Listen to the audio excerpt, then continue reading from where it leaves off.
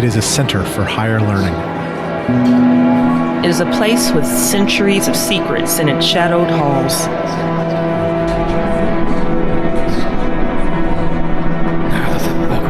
This is where you've come to learn the mysteries of the cosmos.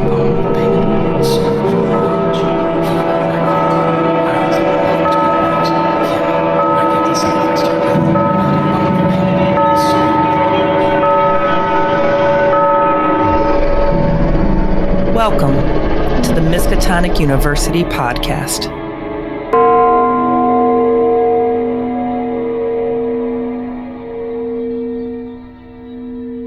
Hello and welcome to the Miskatonic University podcast, episode 256. This is the podcast dedicated to weird and horrific role-playing games. I'm Keeper Murph. You may call me Dave, Keeper Dave.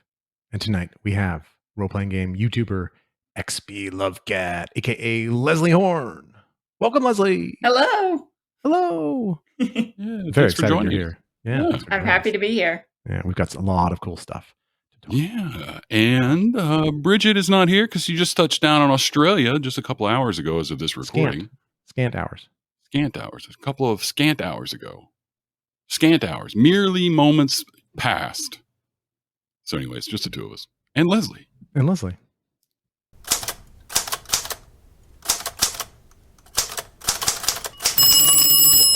Miskatonic University Campus Crier. The Campus Crier is where we keep all the Mythos-related news and info for the podcast.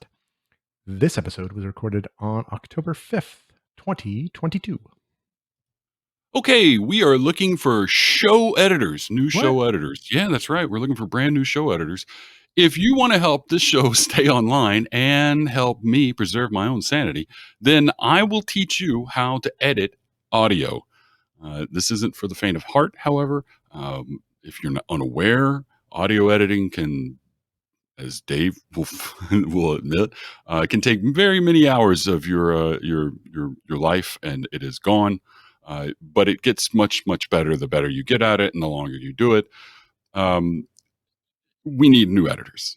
Edwin, our longtime editor, Edwin, has departed and gone to do better things, and we wish him well. He's still alive. Yeah, departed might have been the wrong word, but he's no longer. We still love you, Edwin. He's still alive. Yeah, he still listens. He's just no longer an editor. Right.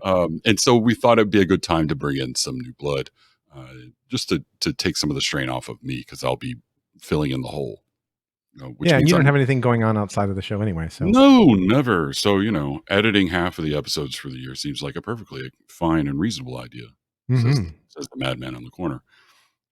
So we had thought about this, and I think, and Dave, we can have a conversation about this as well, but I think as a thank you for whoever we decide to pick as to be an editor, we'll just give you like a professorial backer status from Patreon, everything that a professor would get minus the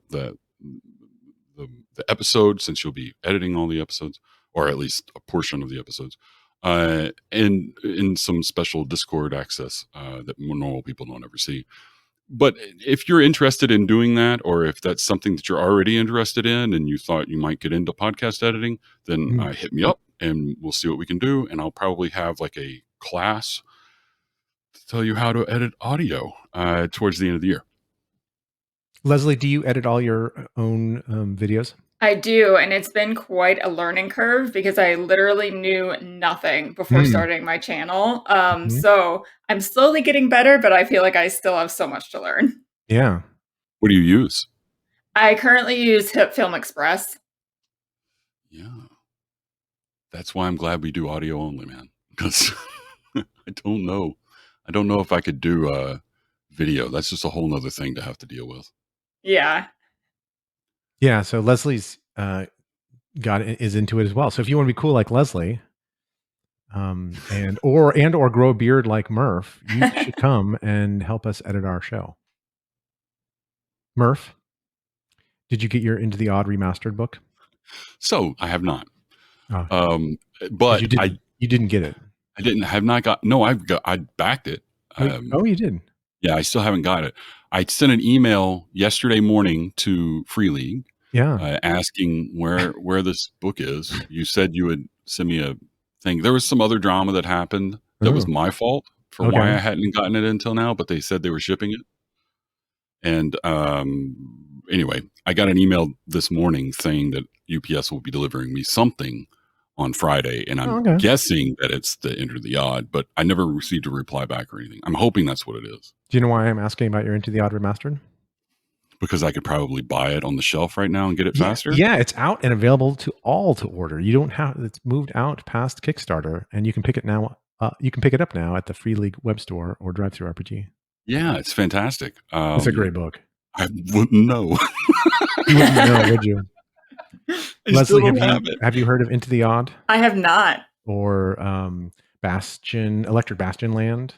I have not. Yeah, rules light, weird role playing. I've played a little bit of it. We had Chris McDowell on the show. Really, really easy rules light stuff and just jumping fun into games. Really fun games. Yeah. Really fun games. Not only that, but another fun game, Judge Dredd, the game of crime fighting in Mega City, is getting a re-release 40 years after the initial run, and they have it up for pre-order, and you can find the link there in the show notes for this episode. Dave, did you ever play this back in the day? I know you're a big board game fan. Or no. Leslie's a board game fan as well. I am a board game fan, but I've not played that. No, I never read the comics. I never was into Dredd at all. I think it's a British thing. It's a very British thing, yeah. 2000 AD was a very British mag. And so it doesn't surprise me that you were into it. Yeah, I've got a couple of hardbacks of Dredd, but I never got to play the game. I had heard about the game, but never played it. So Judge Dredd, the game of crime fighting in Mega City, is a board game? Yeah, it's a board game with cardboard cutouts and stuff. It's really great. It's a old game, but yeah, I'm curious to see how it comes out. It looks really cool. There's pictures up there you can see on the pre-order page that they have. All right. Yeah. Wasn't there a new Dredd movie 6 years ago? I think it was about a decade ago now. Decade ago, okay. It's relatively recent. Relatively recent. Yeah, it was just a few years ago, 2012, right? That's just like 3 or 4 years ago? Right. Yeah. Right? Seems like it. Staring down 2023 coming at us like a locomotive. We're getting old, Dave. Oh, shush you. We should discuss this more a little bit downstairs with the Patreon, but they have rolled out a new type of billing that charges patrons on the day that they started backing the content as opposed to the beginning of the month. So basically we have to decide how we bill everybody. So it's a decision that we make for all of our backers. Right? Does it all bill on the same day, or does everyone bill on their own day? And we get to decide. So this should be coming up with all of your Patreon backers. Or they swapped without telling you one or the other. Yeah, exactly. If you have strong opinions about it, send us an email, mup.feedback@gmail.com. But do you have a gut check of what you're going to pick, Murph?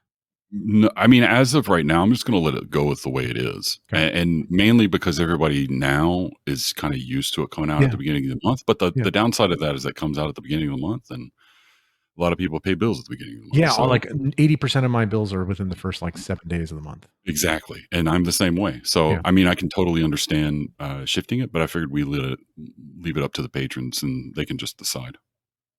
Do you back any people on Patreon, Leslie? How to Be a Great GM is one that I back. He was a big influence actually for me starting my own YouTube channel. And then Seth Gorkowski as well.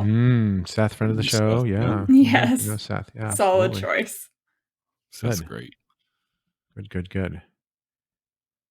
The 7th annual, I think it's the 7th annual Roll20Con is starting on October 21st through the 23rd, which I think is just after this episode drops. So if you want, you can go ahead now, and I say this in past tense, I think you can join now to future sense and past sense. You can join games and petition to run games and stuff. And they have all kinds of cool stuff over there on the Roll20Con webpage right now.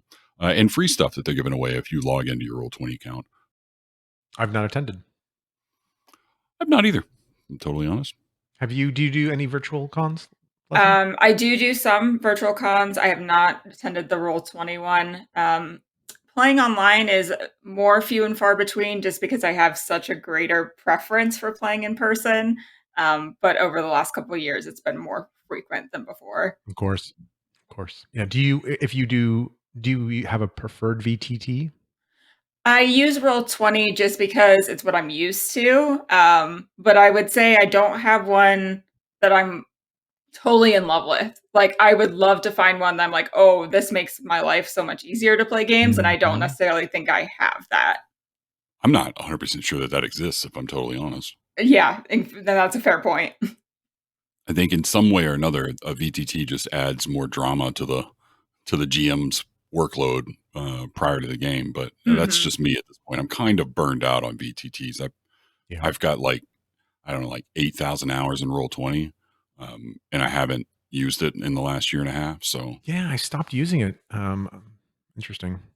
It's I think I just burned out on it and have gone back to an older style of GMing where it's just, descriptive.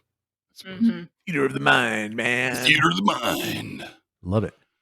But speaking of email, Dave, we got a bunch of email from people that listened to the last episode where I called out ourselves for not getting much email. Right. We got a whole bunch of email. And you really love us. You really do. It's quite nice, actually. We got email from Fred. Winterton. And Chris. And Will. And James. All sent us email. Fun. Yep. Yes, Andrew Lehman, who we spoke with last show, HPLA, geez Louise, HPLHS. He sent a pic of his dogs as well. So you go to the show notes to see that. And he wanted to just jump in, and he's got a couple of cute dogs. He sure does. Dog. Doggies. Dog. Speaking of Patreon and backing Patreons, which Leslie was just speaking of, we have a Patreon. You can go to our website, mu-podcast.com or patreon.com/MUP. We had a week and a half ago, we had Bridget's movie night. Yeah. And I went. I was there. Oh, did you get to go? That's cool. I did. It was awesome. Yeah. That was awesome. So much fun. I was so glad I went. There was guess what? It's a whole group of our Patreon backers there. And we had so much fun. We did The Ritual on Netflix, and we did a party watch. Have you seen The Ritual, Leslie? Yes, it's very, very good. I love it. I really, really do. It's got hits a couple of really smart marks for me, and then it also has a 90-minute runtime. Yep. I love 90-minute movies. Yeah, these days. Exactly. It's funny how our movies get shorter and shorter as we get older and older. You know, right? I just watched Tenet last week, which I love. I'm the only person in the universe who loves it. I love Tenet. I thought it was great. Yeah. But it's we're on the same boat. 7 hours long. It feels like it. It feels like a temporal pincer movement to watch Tenet. That's for sure. But anyway, we had a great Bridget's first movie night was an A+ success. So that if you are a Patreon backer or you want to be a Patreon backer and you want to come join in with the community and we're watching horror movies, Murph's going to do one soon. What are you going to do next? Do you know? No idea. I'm waiting for the end of October and then we'll decide. End of October. Okay. Spooktober finishes and then we'll put out a poll, try and figure out what we're going to watch on Amazon Prime this time. Fantastic. And speaking of our amazing backers, we have some new backers. Yeah, everybody needs to welcome Puddle Time. Thank you, Puddle Time. Hey, Puddle Time. Thank you. Awesome. Brian Dunn. Thanks, Brian. Another wonderful Brian with the name spelled right even. Yep. Look at that. Mm-hmm. And Pete Shanahan. Thank you, guys. Really appreciate it. Thank you very much. All of us co-hosts are on Discord, where we talk regular conversations with our Patreon backers. And with our non-Patreon backers, we talk about pets, we talk about movies. I was just talking about shelves, #shelves/mail. We were talking about Kickstarters, fulfilled and not. Oh, yeah. That was a bad discussion. I didn't like doing that one. But it's we determined Zach has more outstanding Kickstarters than any man alive. Yes. He's just shy of 100, I guess is what that meant. Or what he said. Yeah, I believe it. In code. And then I have what did I say? 42, something like that. Yeah, Jesus, man. And I'm rounded out in third place with straight at 20 outstanding Kickstarters. Yeah. Do you back Kickstarters, Leslie? I've backed a couple. I only have, I think, 4 outstanding. So you guys, you're an amateur. That's very reasonable. Yeah, very manageable. Yes. That shows a heavy amount of restraint. That's the bad thing about doing a show like this is that everybody tells you about all the really cool Kickstarters. Right. And you're like, oh my God, look at this. It's awesome. It's space rats and they're cute. Like, how can you pass that up? And you can't. And you bid the money and you just forget about it. 20. Yeah. So come on to our Discord server and tell us about your all the Kickstarters that are unfulfilled.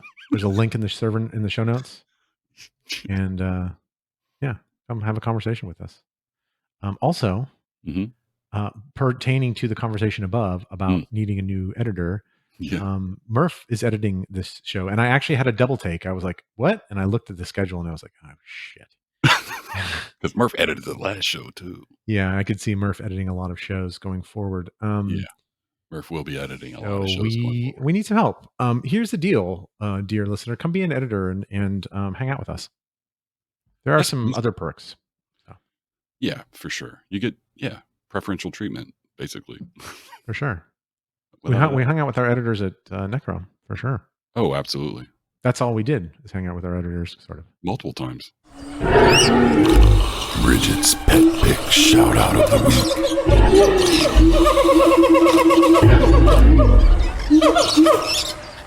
Hi, guys. It's Bridget. I may sound like Murph right now, but that's just because I'm probably 36,000 feet in the air. I'd like to shout out the lovely kiddies of 12 GMSC, Franny, 80, and Charlie. Thanks for sharing these gorgeous cats with us in the Pet Picks channel. Titty Sprinkles. Bridget demanded I say that. Titty Sprinkles. I don't get it either. All right. Yeah, I don't get it. Thanks, she wanted me to say it. Yeah, she said it makes her laugh. So I was like, 12 GMSC. I love your stereo. The turntable. I'm just eyeing that picture. Look at the records, man. I know. No, I'm totally envious. He's got bookshelves filled with sleeves of LPs, man. Yeah, with LPs. He's got. That's a Call of Cthulhu. Look at that Call of Cthulhu. Yeah, he's got an old school Call of Cthulhu box set there. Yeah. It's really cool. GMT board game. I think it's a GMT board game there as well. It's very nice. Detective story over there, bagged. It looks nice, man. It's good. I'm jelly. Yeah. Some good stuff. Yeah, and some lifting. There's a lifting weight. There's a 5 pound weight there. I use 5 pound weights on the. Is it a 5 pound? It might be a 2.5 pound. Yeah, that's tiny. Yeah, it's a 2.5 pound. Faux fur rug. We're gonna start picking apart his picture because Bridget's not here to stop us. Yeah, exactly. That's good stuff. Invite me over. We'll read the New York Times and listen to your LPs and play GMT board games and have your fat cats. We'll pet your fat cats. Cool, man. There's some fat cats, man. I'm just saying. 3 fat cats. That's good living, man. Do you have any cats, Leslie? I have 2 cats. And they're siblings, and they're very cute. What are the names? Oliver and Tubbs. And the story. Those are good cat names. Thank you. The story behind Tubbs's name is she was the most fat kitten. She was basically just like a circle. So it was a natural name to give her. That's great. That's a great cat name. And then one of my oldest friends, his name is Oliver. So I'm a cat named Oliver is awesome. Oliver seems like a better cat name than person name, personally. I think that just fits a cat better than a person. He was born in France, so you got to give that to him. I don't give him anything. I'm just saying Oliver's a better cat name. Let's move over to my main topic.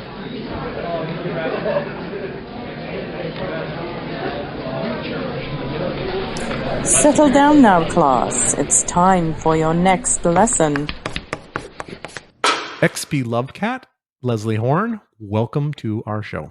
Thank you so much. It's so nice to have you. I watched a whole crap load of your videos in the last week. Yeah. So your rates have gone up slightly, and it's because of me. Well, thank you. I appreciate it very much. Well, and after this, hopefully, we have more fans. We're all fans. Actually, the whole podcast is fans of XPLovecat.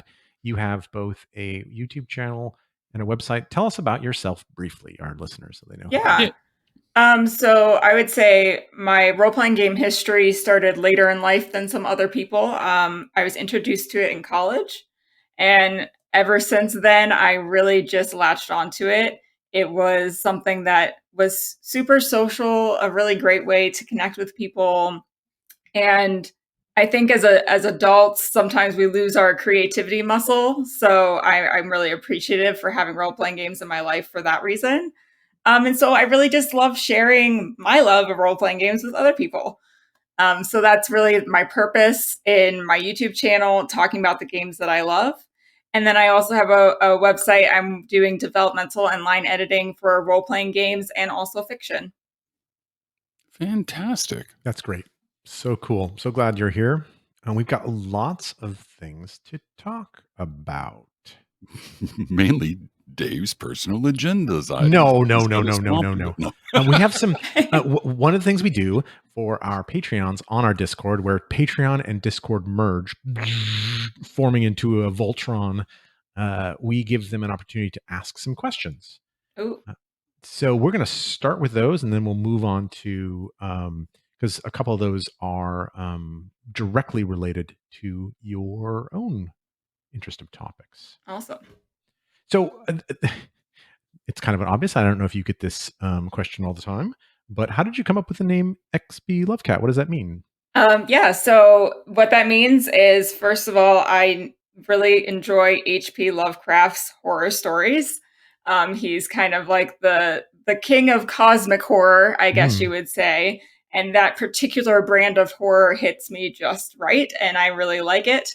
So that was the initial influence for that name, but I would say it took me a lot of brainstorming to actually land on this one, and eventually kind of got into the mode of like experience points for XP. And then I love cats. I just think they're the most cute thing ever, and I love being around them. I have to admit, it's right on the nose, man. It is. You cover a lot of ground really quickly. Yeah, an online handle, like I know exactly what you were about, lady. Yeah. You know? Yes. Like That's XP great. Love Cat. Oh, okay, we can go on. From the fans again, do you do your own video editing? I do, yes. So this experience has been pretty crazy over the last couple of years, just because I had no prior experience in video editing, filming, cameras, tripods, microphones, like any of that. I had no idea. So I do all my own editing and have learned and hopefully gotten better. I think I've gotten better, but I know I have some improvements still to make as I keep learning.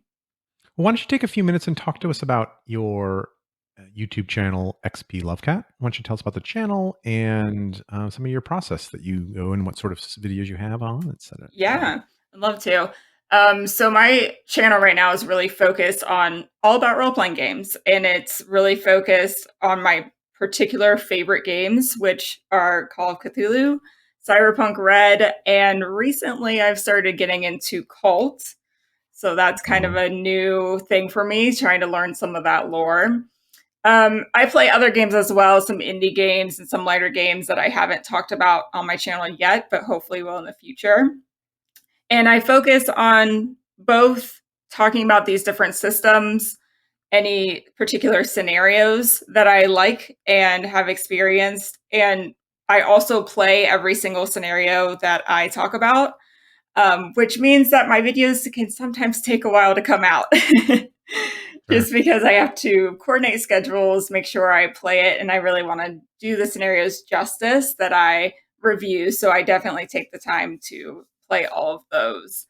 I also like to talk about game master and player advice. And for me, the biggest thing about role-playing games is that everyone at the table is having fun. So while I do give GM advice, I always say, you do you. If you're doing something that's fun and your whole table is having fun, like that's the point. So I give advice just to help new people out and try to give my opinion, but at the end of the day, it's about having fun. Damn straight.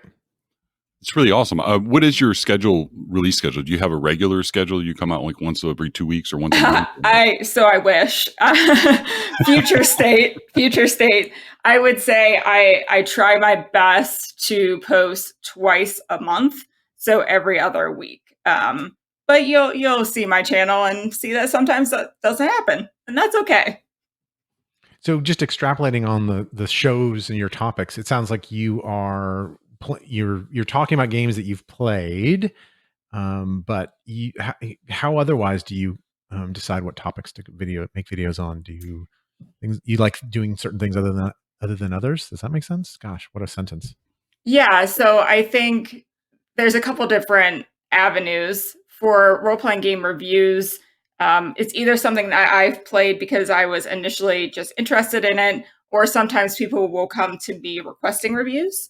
So the Miskatonic repository, which Chaosium's so great in supporting their community and having different authors have the opportunity to publish their own scenarios.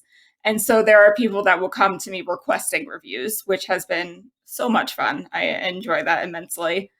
So that's kind of the role-playing game review route. When it comes to GM advice or player advice, it generally stems from a experience in a game that I've recently played, and it makes me think of something that I'm like, oh, that actually might be fun to talk about. Mm-hmm. And that's generally how I do it. It's pretty free flowing for me because my YouTube channel, I think it's important for me to try and keep it pure and fun and like not put too much pressure on it, because that's when I do my best work. Yeah. Well, and it's easier watching too, as long as you know, it's much, it's easier watching. It's nicer. It's a nicer feel to your videos than there are to some of the others that are very, Right, like regimented and like, oh, I just have to get a video out. Exactly. And what I really like is that your scenario reviews or your advice and I guess it's the same thing, your reviews of scenarios and your advice that kind of ties into those scenarios. You go in a lot of detail on how to fix them, which I think is fantastic, because then you can just be like, oh, we're going to run this. Oh, what does she say? Oh, we need to change this. Oh, this person needs to be a teenager now. And then this plot line makes sense again. And it's creepy. Yeah. And you're like, oh, okay, exactly. Gotcha. It's kind of twofold. Like I want to give it the appropriate, I guess, opinion of, is this a good scenario or not? Will you enjoy playing it? But also, if you want to play it, here's how you can make it better and even more fun. Yeah, it's really good. It's really good info. I've not seen one I've disliked yet, and I watched a whole bunch of your videos in the last 72 hours.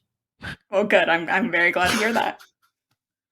Hit that subscribe button, people. That's right. Do you notice that certain ones get more traction video types than others? Yeah. So my scenario reviews, I guess I should backtrack a little bit. The category that gets the most views is generally when I'm talking about systems as a whole. So if there's something specific about a system, like character creation or like Call of Cthulhu explaining the chase rules, that video did phenomenal. Right. Yeah, I can't imagine why.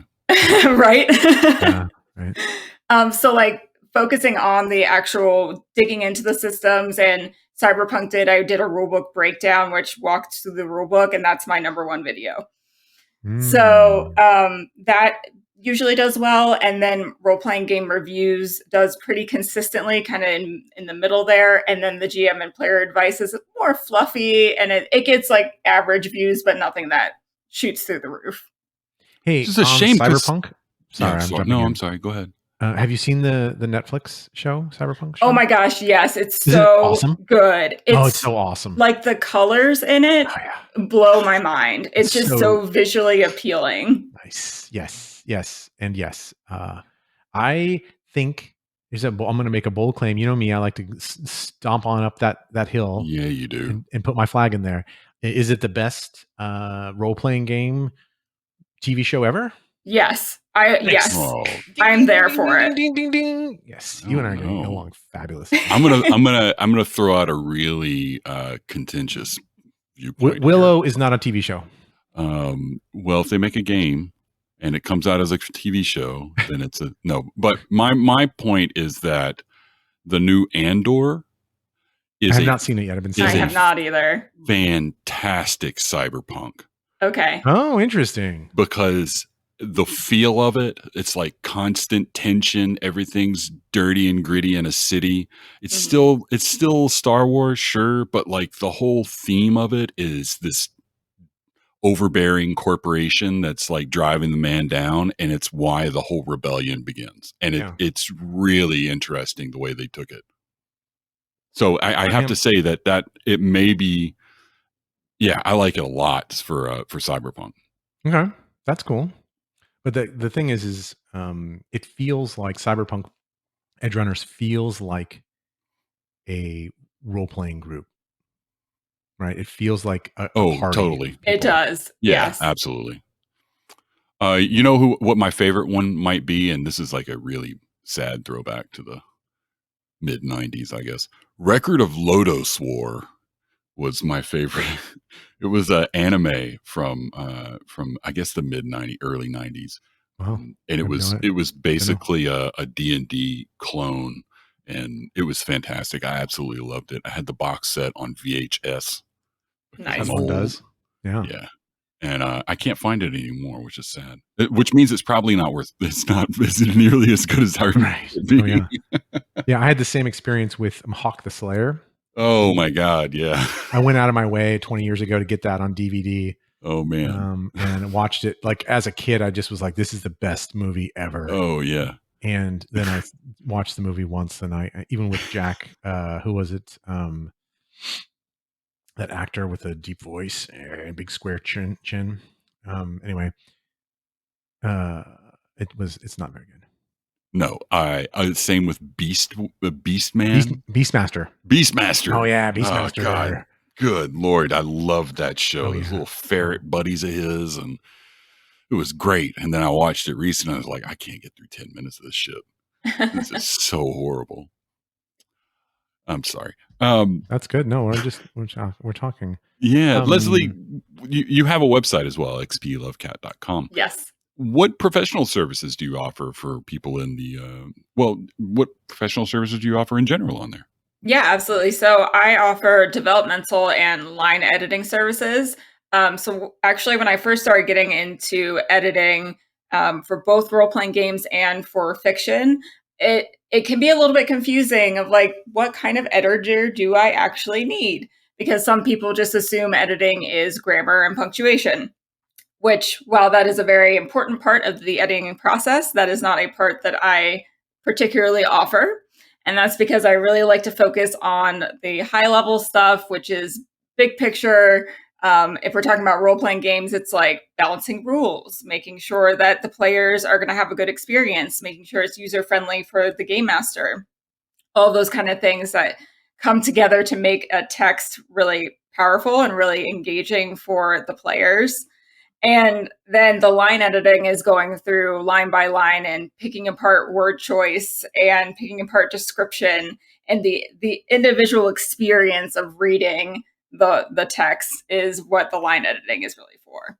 Can you talk about any of the projects that you've worked on? Yes. So I recently finished up some developmental editing on a role-playing game called Mythmaker.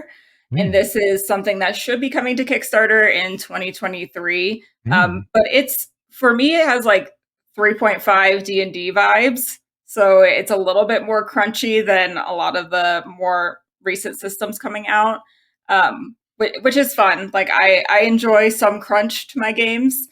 So going through and balancing the rules and all the spells was a ton of fun to work through. That's cool. And you're all done with that? I am, yes. All right. Well, I'm excited about that. Let us know. Make sure you ping us. You should really come by our Discord server. Are you on Discord at all? I am, yes. Yeah, you should come to our Discord server. Okay. But make sure you, when that goes live, you come by and swing by and say hi and say, hey, this is that project that I talked about last year. Perfect. I will definitely do so. Nice. I have to send her a Discord link now. You've got me all distracted. So developmental editing, I thank you for, because there's also copy editing, right? And that's what you were talking about, like fixing words. So there's a few different flavors. It's like a lawyer. It took me a long time. I have a number of lawyer friends, and I don't know how many lawyer listeners we have, but it took me a while to realize not all lawyers are the same, right? Not all, right. yes, you're a lawyer, but different lawyers, just like doctors, just like editors, have different specialties. So tell us a little bit about developmental editing, right? And the value that it adds. And through line from there into Miskatonic repository Yep. authors, right? Like how could they, if they were to engage with your services, how would they go about, using developmental editing? Yep. So for me, in terms of both fiction and role playing games, it doesn't matter what I'm working on. The ultimate goal is to make this piece of text the most engaging as you can as possible and the most organized as possible. So you can tell a good story, but if it's in the wrong order, it's not going to be engaging and Right. it's not going to make sense. Right. Totally. And then if you're working on a role-playing game scenario, you can have a really great, solid idea, but if the GM or the keeper can't follow what's going on and have to keep bouncing to different pages of like, oh, who's this person? What happened? Who got kidnapped? Like those things. It's very important to have someone from the outside that doesn't actually know your story, doesn't know your scenario, look at it and say, here are my questions. And here's what would help me if I was a keeper and I was planning this. Really dive into this and play this game as best that I can. So it's focusing on the overall experience and making it the best for the GM. And then for players as well, you kind of have to take that player seat and think about the things that they might do at the table, which of course can be difficult to predict, but you're working with that aspect as well.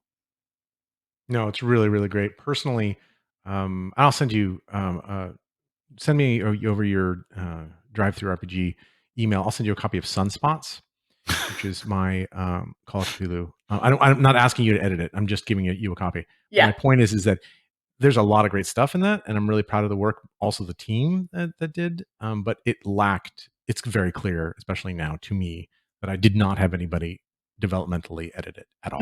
Mm-hmm. And that's the biggest criticism it has, is that you need to be a more advanced GM, because there's just a lot of flipping around that you have to do. And Right. I'm sorry to all everybody who tries to play that, and it's a little bit hard to move through for that exact reason. To me, it's so clear how a developmental editor, the value they add. You need somebody outside helping you see. You just get lost in the weeds, and you need somebody who can see. Sure. Yeah. And as the author, like, your story, you know what's going on. So you forget that you have to remind your keeper where things are. I do the same thing. And the only way I can, aside from having someone else read it, the only way I can get around it is to let it sit for like 3 months and then come back and look at it and be like, what the hell was I thinking here? This doesn't go here. And then but then you've got 3 months added on to a project. Well, and then you're back in it, and it doesn't take long for you to get exactly. totally you get blinders. You just can't see it. So thinking of like Miskatonic repository authors and of that ilk, right? Small indie game content creators. How much, is it affordable? How much does it cost for like a developmental editing or a line edit of that nature? Yeah, good question. So I can't speak, of course, for all editors because all editors charge different rates. But me in particular, I usually charge by word, and it depends on the complexity of the project, but I will speak directly to the Miskatonic repository side of things. I generally charge 0.02 cents per word, which you'll have to kind of calculate what that means for your length of a scenario. But that's about what you could expect for a developmental and line edit. All right. I want to just circle back briefly to your YouTube channel. And I love the breadth of your stuff. I love that you're short, by short, I mean, 15, 18, 20 minutes. And I love all your different takes on that. One of my biggest challenges personally, and this comes as an old white guy, is I am so tired of watching old white guys YouTube channels. I try, there's a handful of them I really like, but your voice is so fresh, and I'm really hope that you can find a broader audience. Can you tell us how, as a female gamer and GM getting to the hobby, or actually getting into YouTube, Tell us a little bit about your perspective in sort of navigating that, right? Is that an easier place to, less toxic platform? How is the platform treating you? Talk a little bit about your experiences on YouTube. Yeah. So for me, I've found that tabletop gaming is so much more welcoming than video gaming. I do not so much anymore, but I used to play some video games, and there can be hit or miss kind of communities in that world and in that space. But I feel like in tabletop gaming, I have not experienced any sort of issues. And I think I'm someone that if I like something and I want to talk about it, then I'm going to talk about it. So I didn't necessarily personally feel like it was a barrier because it's just something that I love to talk about. And everyone's been so kind and welcoming. And at conventions, when I play games with strangers, I have not had a bad experience. I feel myself very fortunate because I know there are some stories out there. But I personally feel like I've had a great experience. And I also have had good feedback for having different representation because it's very important in this space to welcome everyone who wants to play because it's more fun when you have all different types of people playing these games. Love it. It's an interesting idea that you came from video games because we, as tabletop gamers, we kind of crap on our own hobby a lot because it's not as inclusive as it could be. And so it's funny to think that there's video gamers are worse than us. The bar is set low with video gaming for sure. And I think that's a particular issue with gender. I can't speak maybe for the racial side of things, but for gender, I think there is a very hard line between females being allowed to play video games and being allowed to be good at them too. Why do you think that is? Do you think? I mean, this may be way out of base, and if it is, just let me know, and we'll just cut it. But why do you think that is? Why do you think that is that like some ingrained misogyny that's just kind of like bred into us as young boys when we're playing video games? So I think you said the key word, which is young. Video games to me often start younger in the sense of like the types of games you play, right? Like you're not playing Eldritch Horror when you're 6 years old at the board gaming table, but you are picking up your controller and playing Halo. And so like sometimes when you get the young influences in that hobby, I think it can be almost tainted because they're not as experienced and for various other reasons, they might think it's cool to just like crap on girls. Whereas you might not have that as much in the tabletop gaming hobby. And it's particularly in the more advanced niches, I guess, like not just Life and Monopoly. We're talking about these hardcore games. You are generally older when you get to that point in life. Interesting. That's my theory. I mean, who knows, right? But that's a theory. Yeah, I wonder. I am not. I don't want to make it sound like you're saying that that just because people are young there's a reason why there's like misogyny in video games. I think it's a much broader reason than just that. But yeah, it is an interesting thought just in general that, or why it's that way. I think a lot of it is because games in general are kind of geared towards young boys because for whatever reason, there's a lot of that type of game and not a lot of girls get that. I've noticed it. I have 2 daughters, right? My daughters play less video games growing up than my son did or does. It's weird. And then I got to thinking about it. Well, they don't really play less video games. They play different video games. So my son plays like PS4 or Xbox or whatever, and they play on their phone. And they're playing a video game. It's just a different type of game. And so it's not. It's like it's not recognized by the hobby as a whole as being a gamer. You know what I mean? But they're playing a video game. Like my daughter I swear my youngest daughter has put more hours in Roblox than I think any person alive. Yeah, my daughter plays so much Minecraft. Yeah, and Minecraft as well. And it's funny how when we think of video gamers, and I'm using air quotes here, that we think of like Halo or Overwatch or whatever, when in fact it's such a much more broad scope to that phrase, or at least there should be. There's no question there. I was just a exegesis, I guess. Yeah. All right, we're just talking.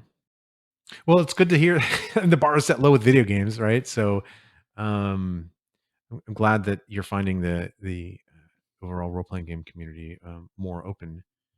Yeah, definitely. I want to go. You have some other questions here, but actually, I want to circle back with your YouTube and talk about some. I have a very set of questions that I want your advice on. It has to do with your masks discussion, which is what brought me to you in the first place, even though Bridget already knew you. So we're already super fans of you and think you're awesome. But I need, so first off, love your masks of Nyarlathotep discussions. Mm-hmm. When do we get more content? So I've actually recorded the America chapter. Okay. So it should be coming out at the end of October. End of October? Mm-hmm. Fine. That's fine. I guess here, let me just say this. Yeah. I like to under promise and over deliver. Yeah, no, absolutely, because you're a professional. Yeah, you get it. That's good. So we'll see. Maybe I'll surprise you. Hey, good art leaves its audience wanting more. So that's all I'm saying. Okay, all right. I'm standing out there with my hat open, looking for more mask love. I'm going to just use my privilege here in this moment to ask you what, as I'm planning, I use the air quotes there, as Murph did, planning to run masks sometime in the future. Again, I've run the old version, but I've not run the new one. I've got it. What do you think is the biggest challenge for a GM when running masks? So I think the biggest challenge is no spoilers. Yeah. No spoilers. Wait, hold up. Are we I really doing this? I got this. Really? Okay. I was thinking more of I'm thinking to my head, no spoilers. That's crazy. Go ahead. I think that the biggest challenge is knowing how to drip the information for this story so that your players stay engaged and curious, but have enough information that they can latch onto it and know what to investigate. Yeah, like a good thriller or mystery That's right. novel. That's right. Great. Which I think that can be a challenge with any scenario you run, but because this is so long form, it's like way to an extreme. Yeah, pacing. Yep. It's all about the pacing. I would tell you to remove your location requirements for clues with masks and not rely on it as much, Dave. So don't worry about having the certain clue come up in the certain shop. Because if you do it that way, they can come across it whenever, and you can sprinkle them out in order to keep the story moving forward without having it be tied to a specific place. For sure. I agree with that. I ran like you. I've ran the old masks only. I've not read the new one. I've done the Peru chapter, but not the full thing. That's right. You participated in the Peru chapter, didn't you? Yeah, I did.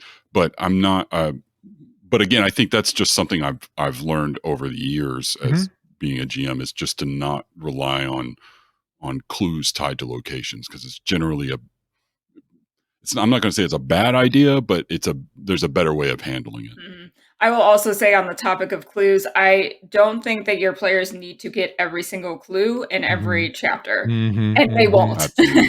So don't freak out if they leave America and you're like, oh, they did not get half of these. It'll be okay, because there's redundancy in other locations. Absolutely. Especially if they miss 90% of the crap in a certain hotel room at the very beginning. Perfect. Yeah, because I've done it. Yeah, a number of times where they came out with one thing only, and that one thing is enough to push it forward. And you can still take those other clues that they've missed, and you can still sprinkle them along the way. I dropped several of those on the boat to England, because that was their second location. Nice. So some of those got dropped there just because I had a short party, and we still wanted to play. And so I ran it with just 2 people on the ship while the other 2 guys couldn't come, and they were just otherwise occupied. And they found another piece, another clue that could have been in the hotel room, but they found it on the boat instead. Just to try and give a little bit extra, to try and tease it out. Cool. I'm thinking about a Masks Keeper roundtable sometime in 2023 here on MUP. Would you participate in that with me? 100%, yes. I love talking about masks. It's by far my favorite campaign I've ever ran. Phenomenal. Well, I will tell you, I ran a poll recently for our Patreon backers. Yeah, you did. And people want to play one-shots. Of course they do. One-shots are easy. But like everything else there were more people than I can run it with lined up at the door voting on playing in masks. Yeah. So there's that. Cool. Very cool. I'm so glad. You're awesome. You're just awesome. I'm so glad you're here tonight. I'm so glad. So you are a cancer survivor. I am. Congratulations, first. Thank you. Yes, you are awesome. Even more awesome. Fuck cancer. Fuck cancer. Capital 100%. F. Tell us about role-playing games and helping cope with cancer last year. Yes. So in March of 2021, I was diagnosed with thyroid cancer, which is it's not easy, obviously, for anyone. But I am also still relatively young. I'm in my 20s. So I was like, what? Cancer isn't a thing that you get in your 20s? That's weird. So another misconception, I'm learning all these misconceptions about cancer as I'm going through this process and continue to go through the process. Because even when you are cancer free, you have checkups and it's a continual process of healing. But I would say I'm so thankful that I had this hobby in my life when I was diagnosed with cancer. Role-playing games help me cope in multiple different ways. The biggest thing is the escape from reality. And I think a lot of people can relate to that even if they don't have cancer. It's something that when I was at the table playing with my friends, I didn't have to think about it. I could just put it to the side and deal with that later and have fun and laugh. And by the way, laughter is so healing. Yeah. So that was also very important during this whole process. But cancer is something that when you have it, everyone wants to talk about it all the time and make sure that you're doing okay, which it comes from a place of love, right? And I appreciate that. But when you have it, you don't want to talk about it all the time. So I knew that every other Saturday, I didn't have to talk about it. And I didn't have to be at a doctor's appointment because I was in a world solving a murder mystery or I was killing monsters, which is way more fun. For sure. So I think that's the biggest thing. But I would also say in particular, I had a pretty intense surgery, which this is a podcast, so you can't see my epic scar, but you should go to my YouTube channel so you can see it because it's pretty cool. And my body had to go through a lot of healing. And I was pretty tired and my body was tired, but my mind was still working. And so I could plan and I could play and I could sit at a table. So having that as an option was also really incredible and cool to have when my body couldn't do the things that it was used to doing. And then the last thing that I just want to say about it is role-playing games develop skills that are really, I think, unique and cool. And one of those skills is being able to tap into your creativity. And so one of the coping skills that I learned through this process, or some people call them grounding techniques, and it's called calm, safe place. So if you're somewhere where you're feeling anxious or you're in a situation that you don't want to be in, then you just think of a place where you do want to be, like a forest or a beach or wherever relaxes you. But the important part is being able to recognize all of the senses that you're feeling in that place to calm yourself and ground and center yourself. And I felt like that was very natural for me because as a GM, those are the things that you're describing to your players. You're used to thinking and having the empathy to step into characters' shoes and be in a different location or a different place. So that was a really cool grounding technique that anyone can use if they're feeling anxious or whatever they might be going through, that role-playing games really help me with. Yeah, 100%. I know I've talked about it before. Everybody on our show, everybody, all of our hosts have been impacted by cancer in some way or manner. And I really like how you're upfront about it and how you used it, especially as like an escape mechanism. Mm-hmm. We did the same thing. I had a regular group for years. In fact, when I was running Mass, I ran Mass for them. One of my players had cancer, and there was a point where it got to be he had multiple myeloma, and there was a point where he could barely communicate anymore, but he would show up every Saturday morning in order to just be there, and he would just kind of hang out, and we would play, and he would do his thing and watch mainly towards the end. But it was his wife would contact us afterwards, and we got to meet him up at Necronomicon in 2015, a couple of months before he passed away. And she was like, that's the one damn thing that he really looks forward to is the weekly game that we play online, because it's a complete escape for him. And he doesn't have to worry about, and for those 2 or 3 hours that we would play, it's total escapism for him. He doesn't have to worry about doctors or anything like that.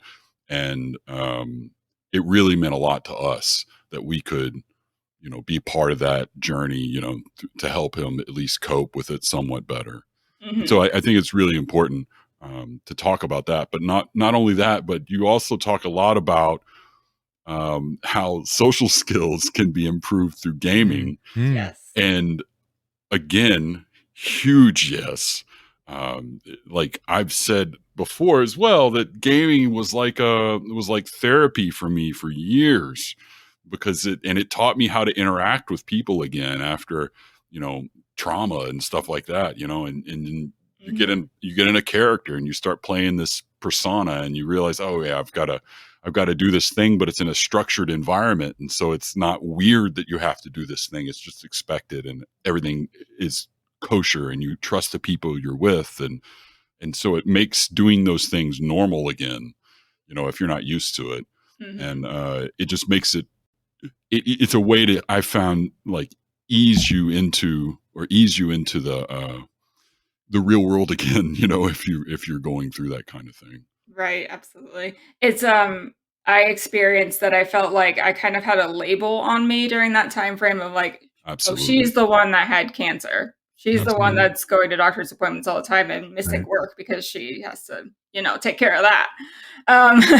And so when I was at the table, it was like removing the name tag and being like, oh, I can just be this person who doesn't have cancer and this person who's doing really cool things, and everyone else at the table is there with me just to have fun. Exactly. And I think a lot of people kind of gloss over how important that is for many, many people, or maybe you don't realize how important it is to you as a person until you don't have the opportunity to do it, and then it pops up and you're like, oh man, I wish I could be playing right now, which is, wishing I could be playing is like 85% of my day. It seems. Yes, same. Totally. Same. You know what I mean? That's all I want to do now. It's just I miss it. I've not don't been know gaming. about running, but I like to be a part of a really nice communicative group and just hanging out and having fun and being ridiculous. And there's a lot to that. It's our built-in social life that we've all come to expect and love. But it's therapeutic. It is. And also, like, the social aspect that you were speaking to, I think a lot of it is like, it's so easy to build connections with people when you're at the role-playing game table. For sure. You're playing characters, but you are connecting with the humans at the table. So even like when I'm at a convention and I'm playing with a group of strangers. I've never met any of them before. When I leave the table, I'm like, man, they were really cool people. Like it was so fulfilling being able to connect with them and share that experience with them. And it's so unique and magical, I think, about role-playing games. And not to harp on something that we on this show talk about quite a lot, but it's pronounced zine. Fucker.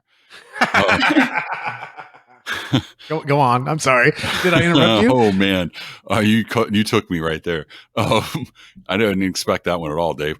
Not to harp on something we've talked about quite a bit, Zines, but Necronomicon is the reason I like Necronomicon so much is because of that, and that con in particular, because it's not purely gaming focused, and Dave can now back me up on this, but it takes that same feel that you have of being in a convention game where everybody is there for the same thing. We're all here to play games. We're all interested in the same thing. And it kind of broadens the social aspect of it. So now you're not just here to play games. You're here to have fun, and to have a good time and to go visit these things and eat some good food and hang out or whatever and go to the stupid movies, and it because it's at a convention setting though, and you're all there for the same damn reason, you still have that really awesome feeling that you get of a really good RPG group. But you're doing like the normal social stuff that doesn't normally happen at other conventions, like at Gen Con or Origins or something like that, because those are always like, you go to those and it's like games. We must play games because we are here to play games, Yes. And Necronomicon's not like that. And it's a really kind of a different show altogether and a different vibe. But it's one of the reasons why I like it. Leslie, have you heard of Necronomicon? I have heard of it, and I'm so sad that I had to miss it this year. So it's a priority to catch it. I think it goes every 2 years. So whenever it comes back. 2024, baby. Perfect. Yeah, you'll have to go. We'll bug you. Please do. Yeah, I'm very much looking forward to it. Bridget will drag you. Oh, yeah. Maybe you could ride with Bridget or something. I don't know. Yes, I'm down.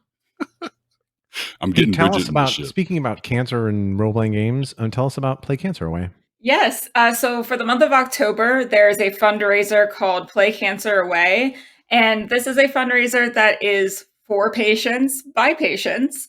So we are raising money for different treatments so that all the money goes to the organization Stand Up to Cancer. And we stream role-playing games to try and raise this money. And it's all organized by either current or previous cancer patients. And that's awesome. The majority of the players and GMs have also either been patients or have been personally affected by cancer. And so what I love about this is it's twofold. Like we're of course raising money, which is really awesome to try and get some life-saving treatments out to people. But it's also about building a community for people that can support one another. So we talked about the social aspect of role-playing games and how awesome that is. It's really important that you have a support group when you're going through something this difficult and unknown. And so the people who are involved in this and get to play games and get to stream together have started to build a community with one another that we can ask each other questions and be like, hey, I had a doctor's appointment and it sucked. And being able to like complain and have that support group is a really cool byproduct of an already awesome thing that's happening. That's really cool that you kind of morphed into a support structure there with it as well. That's awesome.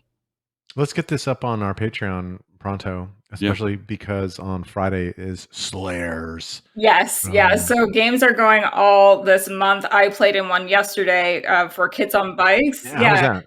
It was awesome. It was my first time playing this system, and I really liked it. It's smooth. Okay, yeah. Let's get this up on Patreon pronto so that people know about Friday. And by the time this episode will be released on the 15th or something like that. Or Monday, the 13th. It'll be the 13th, right before the Dungeons and Dragons one on the 14th. So we'll get most of that. But yeah, let's get that out there and bring some. No, this around. episode drops on the 17th. 17th? No. Yeah, you're looking at the wrong calendar. It's October. Today is the 5th. Yeah. So yeah, okay, you're right. So the 3rd to 10th, the 17th. Yeah, you're right. Yeah, I don't know what you're. what you're thinking. 17th. This one. Math is hard. Math is hard. It is. But calendars are funny things. Role-playing games can help you with math. Did you hear that, Dave? Just because Bridget's not here, I'm going to say #facts. Oh, God. # facts. Hey, shush. Shh. Oh, sorry. Someone was supposed to do that. Leslie, XPLovecat, thank you so much for joining us. It was such a lovely conversation to have you. Yes, I loved it. Thank you so much. Yeah, you're welcome back. Stay a friend of the show. Actually, yeah. I sent her a link to the Discord already. Thanks so much for coming by and chatting with us. Absolutely.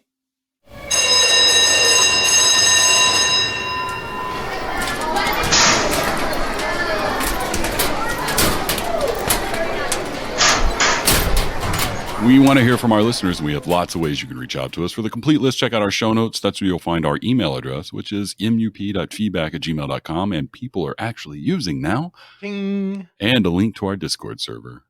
If you have anyone you'd like us to interview, such as the incredible XPLovecat here, please send us an email with any of your suggestions. Tell us who you are and give us a hearty go pods, Go Pods. for your home team, the Fightin' Cephalopods. Find all the links you need to keep in touch at mu-podcast.com or on the Discord channel ep256, and find us on Patreon at patreon.com/MUP.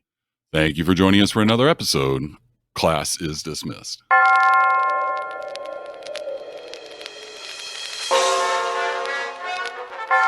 The Call of Cthulhu role-playing game is property of Chaosium, Inc. The written works of H.P. Lovecraft are held in the United States public domain. All other works mentioned in this podcast are the property of their respective owners. Original content of this show is copyright of the Miskatonic University Podcast under a Creative Commons Attribution Non-Commercial Share-alike license.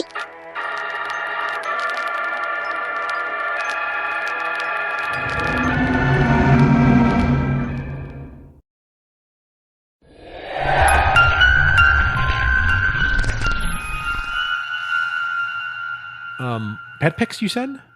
Did someone in the audience say pet pics? Question mark? Did somebody say pet you know pics? where we have a lot of pet pics in our oh shoot, wrong subject change. Mm-hmm. Sorry, Editor Murph. Yeah. That's just me working my ass off. Sorry, bud. There's a bumper here for me later. All right. Just reminding myself. Okay. Awesome. So a cent every 5 words. Is that how that works out? That's bad, man. 2 cents a word. Oh, 2 cents a word. Yes. Oh, 2 cents a word. I see. 2 Sorry. cents a word. Don't give people a bad idea here. No. 2 cents a word. That's okay. All right. You do. You have. This is an. Hang on. I got to get my words in front of my fucking face again because I've lost how to speak.